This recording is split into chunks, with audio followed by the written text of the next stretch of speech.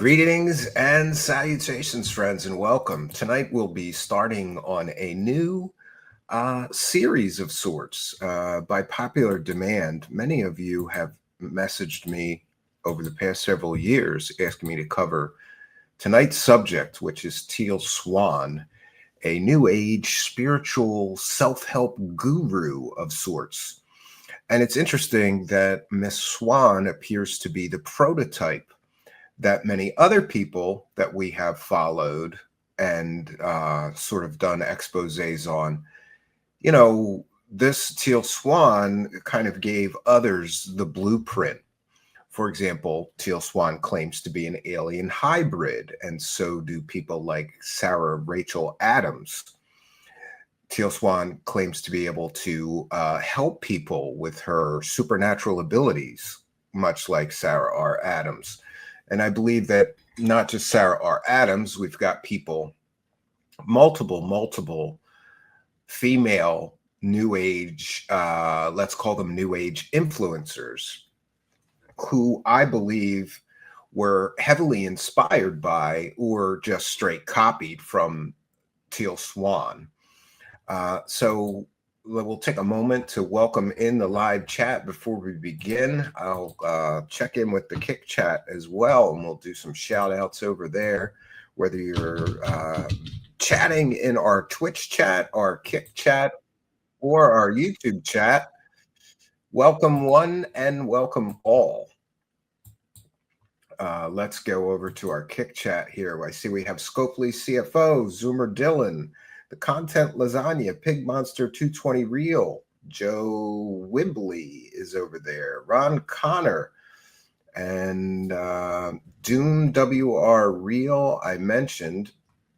Yeah, so welcome to our Kick chatters. I will be periodically checking in with the Kick support, so please be supportive of the stream, right?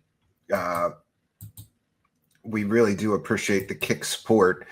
It kind of makes it like an extra paycheck for us every month, an extra. Imagine if instead of getting 4 paychecks, you got 5, because you get a little bit of an extra income. We're loving Kick so far. Highly recommended to all content creators.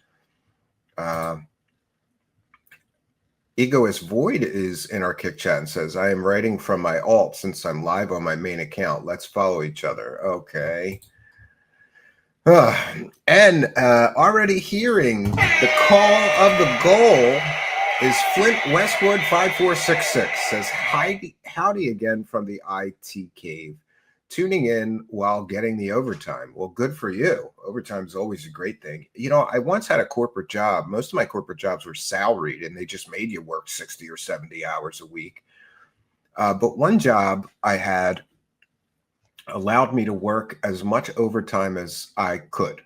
Like, they were so backed up that they would just say, if you want to come in at 8 o'clock in the morning and leave at midnight, we don't care, as long as you're actually, working. And they had all kinds of monitors in place so they could tell. And I soaked up overtime like you wouldn't believe. I lived at that place for about a year, maybe 2. Might have bought my first house with that money. I think, like, that's how much the overtime was. So praise the cash, and thank you for your kindness, generosity, and support of the show. It is much, much appreciated. Now we're going to begin with an opening script or piece that I have written about Teal Swan. And some of you may be aware that I have been an aspiring writer for some time now. And in fact, I was supposed to get sort of a job as a freelance writer for a Washington, D.C. based newspaper that's still, I never delivered the articles. But to prepare for that, I wrote a great deal of articles on a variety of different subjects, mostly things that we cover here. So we'll begin our journey with Miss Swan by an introduction of sorts. And if you really want to get a good introduction to Miss Teal Swan, there is a documentary that I believe is free on Hulu. And it's called Into the Deep End, right? Or just the deep end, not into. The Deep End. It's on Hulu. And this is what prompted me to cover her again, because I'm quite honestly, I'm getting sick of Netflix, except for this new series that's on. Well, it's not really new. I'm just late always to the game. I don't watch much TV. The Lincoln Lawyer. I love that movie, and the television show is great. So I started binge watching that. But otherwise, I burn out of Netflix. There's just not much there I want to see. So I've been checking out Hulu, and I caught this, and it reminded me of just how many of you have messaged me asking me to cover this woman. And I can see why.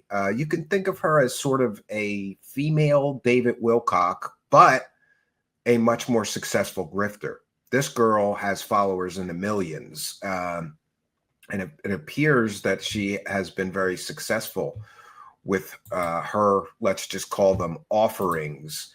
So we're going to take a moment to first, we'll put our fair use banner up. You know, one of the things I love is that when people have trailers and I play them here, you know, like a trailer for a movie or a trailer for a documentary, you would think to promote your film, you would want people playing that trailer. Do you know how many times I have played a trailer and I got a copyright claim from the trailer?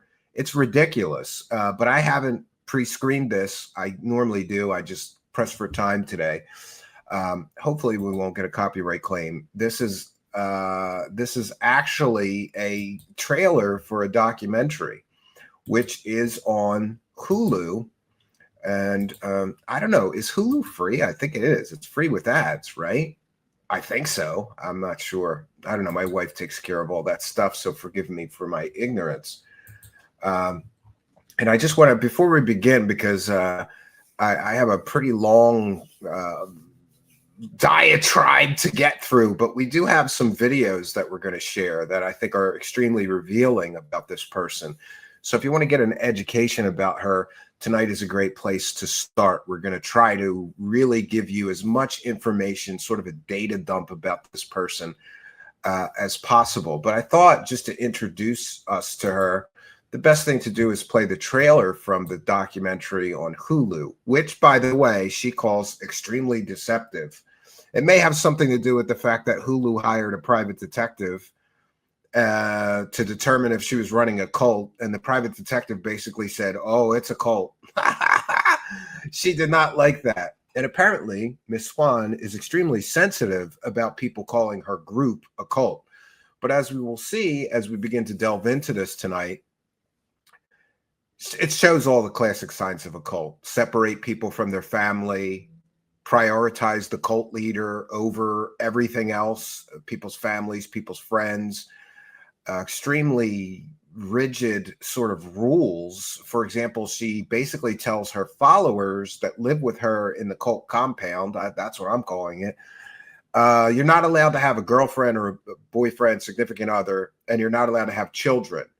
And her reasoning is she's got too many interviews and work to do, and she's not getting woken up at 3 o'clock in the morning by a screaming baby. So her followers are not allowed to procreate.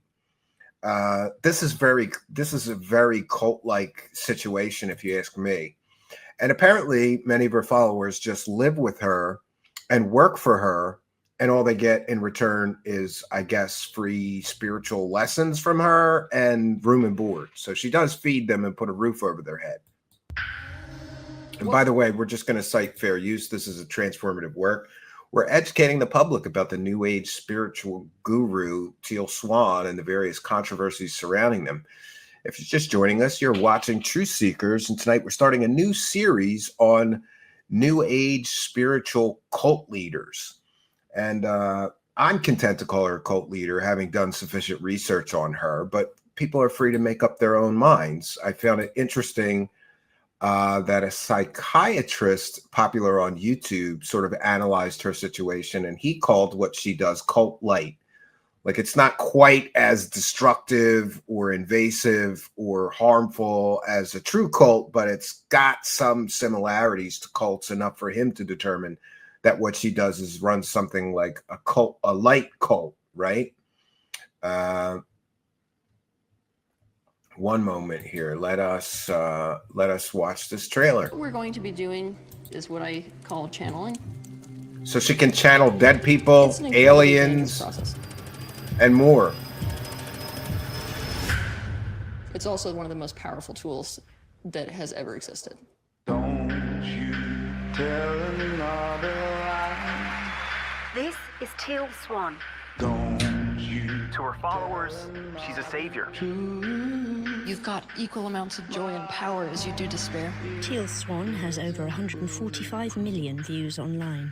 That's more now. That's 500 million I've now. never heard anyone speak so much truth. I feel like she's Jesus. Hear that? I feel like she's When I Jesus. first met Teal, I was just kind of awestruck in a way. Teal experienced the worst of the worst, and she knows I would die for this. We hired a private investigator. My job is to try to figure out if this is a cult or not. We've had members leave. Yeah, spoiler alert. It's a What do cult. you think about this list? That most of it is illegal. The people in my life have to be more dedicated to mission. If you want to come within 50 miles of me, you better be ready for the deepest end of the pool. It's like, what are you willing to do for this cause? I Yeah, was so that's, washed. culty. I'd be willing to kill someone and bury them in the backyard. Wow, that's I pretty feel like I powerful. am this spokesperson for every lost toy. How many of you feel like you're not doing okay? And try to find the truth in this mess. It's not what I thought it would be. You feel like an adversary to me. She started something that's grown beyond her control. If I say I'd like to get to the point where I'm more spiritually influential than the Pope, She'd like to be more spiritually influential than the some people Pope. would be like, yeah, that's not going to happen.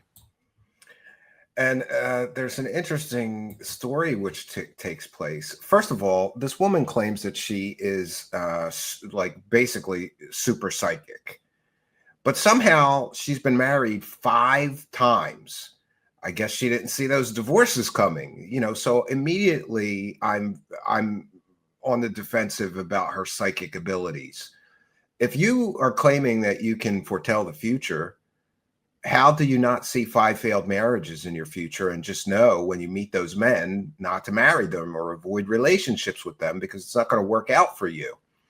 And also, there's a one-time boyfriend that's heavily featured in this cult documentary. It's called In the Deep End. And he was once her boyfriend, but then after about a year, apparently they decided to just be friends, but he became her operations manager, meaning he ran the day-to-day business, selling her courses, her paintings, her bullshit psychic sessions, healing sessions, seminars, booking her interviews. But at some point, years after their relationship, he's still living with her, working for her. He decides to start his own relationship, this woman from Germany, who then comes and moves to Utah to be with him. And she basically freaks out. And it's very clear in the documentary that she's incredibly jealous of this woman who comes in and starts to, I suppose, take attention away from her, from the operations or business manager, ex-boyfriend. It reaches a point where she basically throws them out, you know, and it's something else. It's pretty culty, if you ask me. So that's on Hulu. Maybe we can get that and do a watch party on Kick. That's not going to happen. Yeah, I The doubt. Deep End premieres May 18th on Freeform and stream on Hulu. Yeah, so it's streaming on Hulu right now. All right, so we'll go to the written piece that I have about her. So back to Teal Swan. My friends, I believe the perils of pseudo-spiritual influence are apparent when we examine her and her group. Tonight, we'll be doing a critical examination of Teal Swan and her teachings. Teal Swan is a prominent figure in the New Age spiritual movement. She's garnered a significant following through her claims of extraterrestrial origins, reincarnations, multiple reincarnations, and her own survival of claimed satanic ritual abuse in her childhood. Tonight, we'll be critically analyzing her biography, her extraordinary assertions, and the controversies surrounding her career. Particularly, we'll be placing emphasis on the ethical concerns of what she does. And I believe what she does is that she's offering basically therapeutic services, but without any formal medical or psychological education or qualifications. Her claimed psychic abilities and the cult-like dynamics of her inner circle, we're going to scrutinize that and pick it apart. Tonight, we'll be drawing on some documentary evidence, some journalistic investigations, and scholarly critiques of the kind of pseudoscience and New Age jibber-jabber that she markets very successfully. We'll be talking about the potential dangers that Swan poses to vulnerable individuals seeking mental health support or healing. Then we're going to have a discussion about the broader risks inherent in blending unsubstantiated spiritual claims with pseudoscientific practices like she offers. Starting in the digital age of the internet, spiritual influencers like Teal Swan have risen to great prominence. What they do is they leverage social media platforms to disseminate teachings that blend mysticism, self-help, and alternative therapies. Teal Swan is not her real name, by the way. She was actually born Mary Teal Bosworth on June 16, 1984. Renaming herself Teal Swan, she then positioned herself as a beacon for those grappling with trauma, existential questions, and emotional distress. Her narrative is rife with extraordinary claims, including being an alien hybrid, having undergone multiple lives and reincarnations, most of them she was a spiritual guru in, and also enduring, by her own claims, horrific satanic ritual abuse during her childhood. These claims, while I suppose they are captivating to her followers, warrant rigorous skepticism, especially given the absence of any verifiable evidence and the historical context of the satanic panic surrounding satanic ritual abuse allegations and so-called recovered memories. Teal Swan claims that she didn't need to recover her memories of satanic ritual abuse, but in fact, she went to the person most famous for recovering memories of people and, the claims that they had satanic ritual abuse in their past. And this is extremely problematic because there's no scientific evidence. The basic, I suppose the basic, plot line of these satanic panic people were that you must have experienced this satanic ritual abuse, but then to protect your psyche, your mind sort of erase those memories. And it's only through our hypnotic regression that you can remember them again. This is extremely problematic, and it has no basis in science. Your mind can't simply erase memories because they're traumatic. That's not how the brain works. And any neurologist, psychologist, psychiatrist, would agree with me. So Teal Swan's influence extends beyond mere inspiration. She offers healing workshops, retreats, and online content that purport to address deep-seated psychological issues. However, her lack of formal training in psychology or medicine raises profound ethical questions about the safety and the efficacy of her strange methods. Critics, including mental health professionals and former associates or cult members, have accused her of exploiting vulnerable populations, potentially exacerbating mental health crises rather than alleviating them. Tonight, we're going to be looking at this woman through a critical lens, as we always generally do. We'll be examining Swan's claims through the framework of pseudoscience, cult dynamics, and psychological ethics.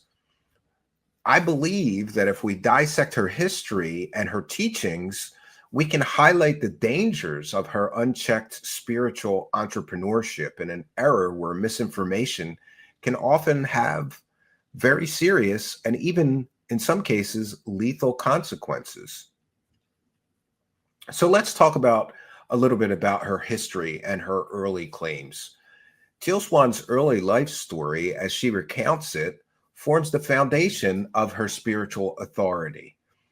Raised in a Mormon community in Idaho, Swan claims to have exhibited extrasensory perceptions from a very young age, including clairvoyance and empathy beyond normal human capabilities. She alleges that these abilities somehow made her a target for abuse, leading to her involvement with a mentor she refers to as Doc, a person whose full name she's never, to my knowledge, revealed. And this Doc person purportedly subjected her to years and years of ritual torture, including, and this is where the story gets crazy, she claimed that she was sewn inside corpses and forced also to have multiple abortions. These narratives echo some of the satanic panic stories of the 1980s and 1990s, a period marked by widespread, unsubstantiated fears of occult abuse, often fueled by suggestive hypnotic therapy techniques. Central to Swan's biography is her therapist, Barbara Snow, who was the central figure of the satanic panic, recovering all of these memories of satanic ritual abuse for many, many people. And this is extremely problematic. She played a pivotal role in recovering these memories for these people. Snow, implicated in the Mormon satanic panic, employed very controversial, some would say complete pseudoscience, repressed memory therapy, or RMP, a method that has been highly criticized for its potential to implant false memories through leading questions and hypnosis. After all, when someone is under hypnosis, they are extremely suggestible. Skeptics argue that Swan's satanic ritual abuse claims lack corroborating evidence and align suspiciously with the errors, hysteria around such things, where similar accusations led to the wrongful convictions of many people and the destruction of many, many families. Swan's assertions of being an Arcturian alien hybrid, meaning half human and half extraterrestrial, add a layer of science fiction to her persona, weaving in UFO and alien mythology into her own narrative. She basically claims that this heritage grants her superior insights into human suffering. She also claims to have had multiple lives and multiple reincarnations. And of course, this is drawn from Eastern philosophies, but without the rigorous scholarly or experiential validation typical of traditional spiritual traditions. This framework serves not only as a personal testament, but as a marketing tool, positioning Swan as a survivor turned savior, and also extremely, extremely knowledgeable about all things spiritual. After all, she's been reincarnated many, many times, and in each of her lives, she was some kind of a spiritual guru, or at least in many of them, according to her own stories. However, the absence of independent verification undermines its credibility. Investigative journalism, such as that featured in documentaries like The Deep End, reveal a great deal of inconsistencies in her timeline and testimonies from childhood acquaintances who completely and totally contradict her abuse narratives. Such discrepancies suggest that Swan's story may be embellished or exaggerated extremely for dramatic effect or marketing purposes, exploiting a public's fascination with trauma narratives to build her brand. So she's had some extraordinary claims, friends. Alien hybrid, reincarnation, satanic ritual abuse, being sewn inside a dead corpse and left there for hours. Why would somebody sew somebody inside a dead person? I don't know, but that's what she claims. That's one of her most famous stories. These are some of her most audacious claims, and they demand particular scrutiny as they form the bedrock of her perceived authority. Her self-identification as an alien hybrid from the Arcturian star system is presented without any evidence whatsoever. And, when people claim to be an alien hybrid, I always say the same thing. Well, let's check your DNA, because if you really were an alien hybrid, I believe a geneticist would be able to tell that you have non-human DNA. To my knowledge, she has never consented to such a test. In New Age circles, such claims like that are not uncommon, though, but they do veer into pseudoscience when used to justify therapeutic interventions. Swan claims that her alien hybrid nature endows her with heightened psychic abilities, allowing her to access universal truths that are somehow inaccessible to ordinary humans, like her followers and cult members. Similarly, her reincarnation narratives posit that she has lived countless lives, accumulating an incredible amount of wisdom that informs her teachings over many, many lifetimes.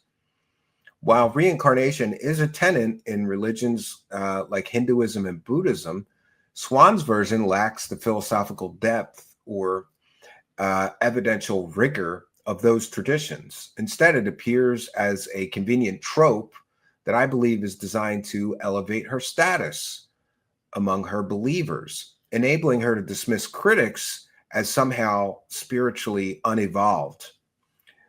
The satanic ritual abuse allegations are perhaps the most troubling.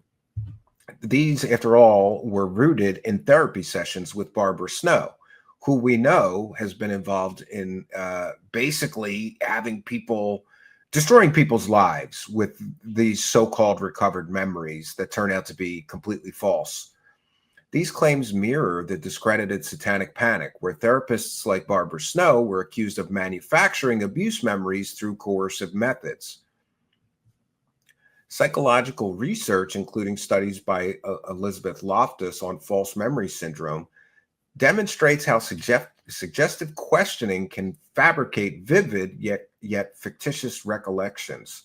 Swan's promotions of these stories not only perpetuates harmful myths, but I believe it also risks invalidating genuine abuse survivors by associating their experiences with debunked conspiracies. I believe that a great deal of skepticism is warranted when evaluating her claims. After all, extraordinary claims require extraordinary evidence. And not only does Teal Swan not have extraordinary evidence, she has virtually no evidence. It's what we commonly call a trust me bro story. Swan's reliance on personal testimony, absent forensic or witness corroboration, fails this standard. And these claims serve to insulate her from criticism. As in many cults, questioning her statements or claims is framed as doubting a survivor's truth, which is a tactic that stifles legitimate inquiry. Healing services and lack of formal training. I have a big problem when it comes to this. One of the most egregious aspects of Swan's enterprise is her provision of healing services to individuals, often with severe mental health issues. Despite possessing no formal credentials in psychology, psychiatry, or counseling, her completion process, a self-developed modality, involves guiding participants through regressions to uncover supposed repressed traumas, often leading to intense emotional breakdowns. This approach mirrors discredited RMT, which has been linked to great harm, including induced dissociative disorders and family estrangements. So without licensure, Swan operates in a regulatory gray area, evading the legal and ethical standards imposed on professional therapists, such as those outlined by the American Psychological Association. Many of her critics have argued that her interventions exploit the desperation of the mentally unwell, charging exorbitant fees for retreats, sessions, books, lessons that promise miraculous cures, but deliver, at best, placebo effects, and at worst, exacerbated symptoms. Reports from former followers describe sessions where participants are encouraged to visualize suicide as a viable option, a practice that has been associated with at least one documented death.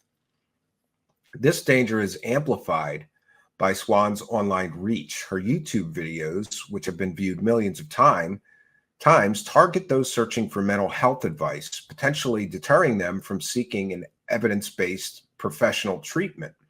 This substitution of pseudotherapy for professional care poses a public health risk, in my view.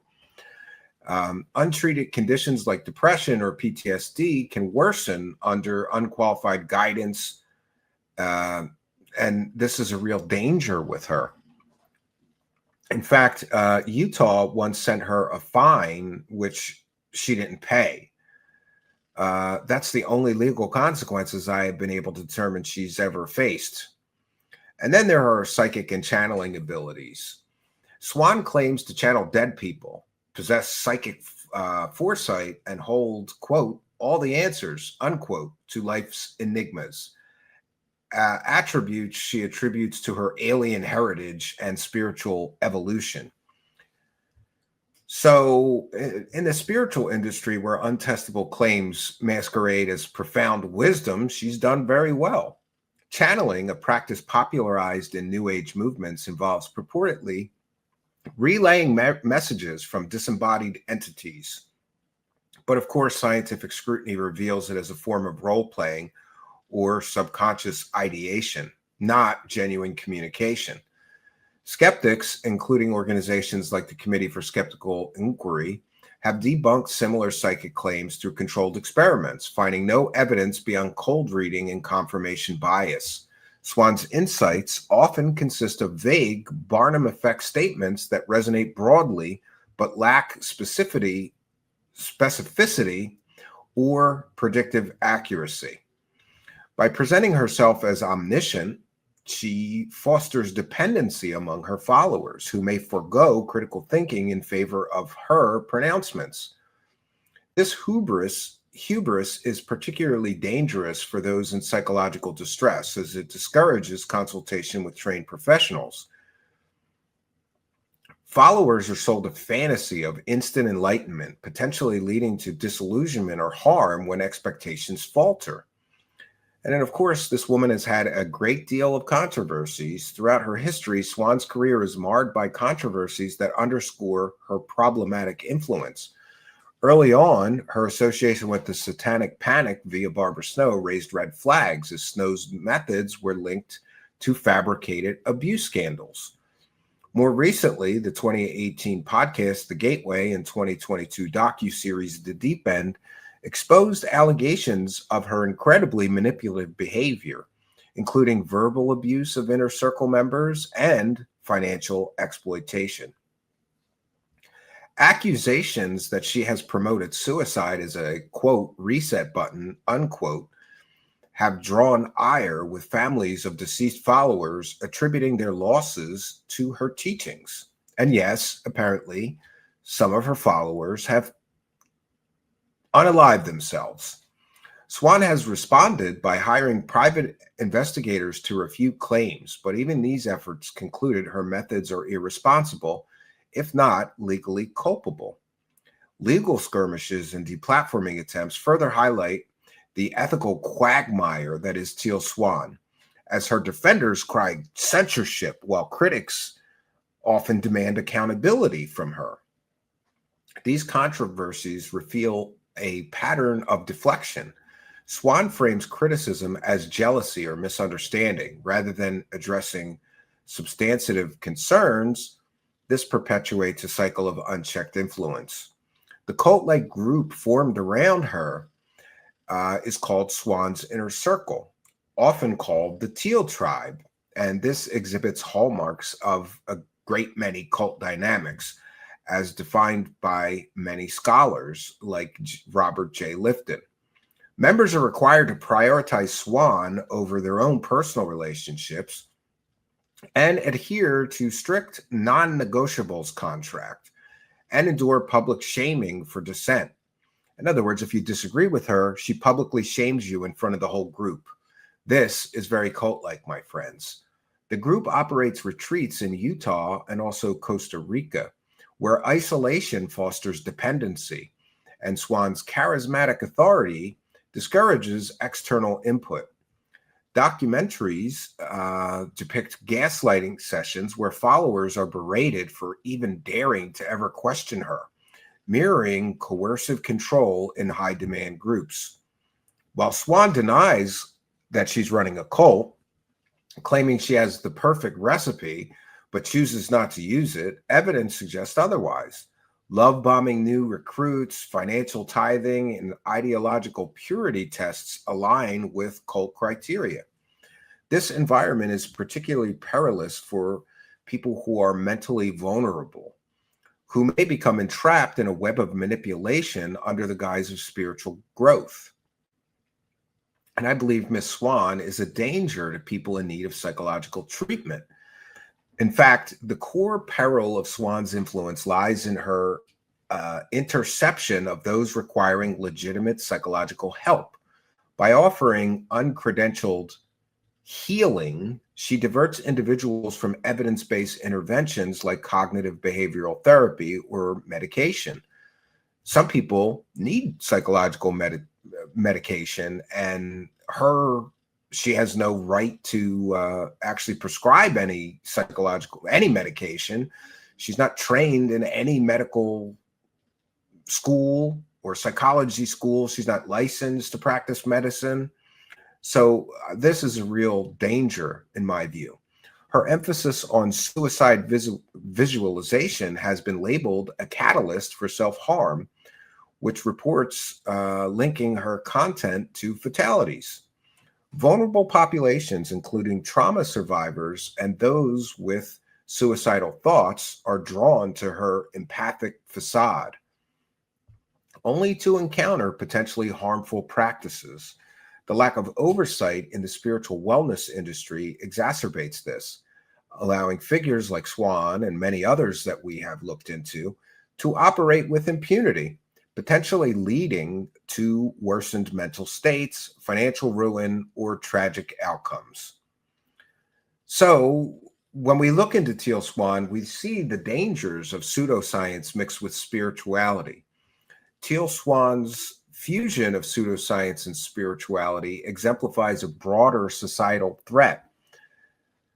The selling of enlightenment at the expense of evidence and ethics. Her teachings, cloaked in mystical allure, peddle unproven methods that can harm rather than heal, particularly when marketed to the vulnerable, the desperate, or the mentally ill. This blend erodes trust in legitimate science and real spirituality, fostering a culture where charisma trumps credibility. The dangers extend far beyond individuals to the greater society, perpetuating misinformation and enabling exploitation. I believe that regulators and members of the government must address this gap, perhaps through licensing for spiritual healers or public education on pseudoscience red flags. Ultimately, Teal Swan's case serves as a cautionary tale. In the quest for meaning, discernment is paramount to avoid the deep end of deception.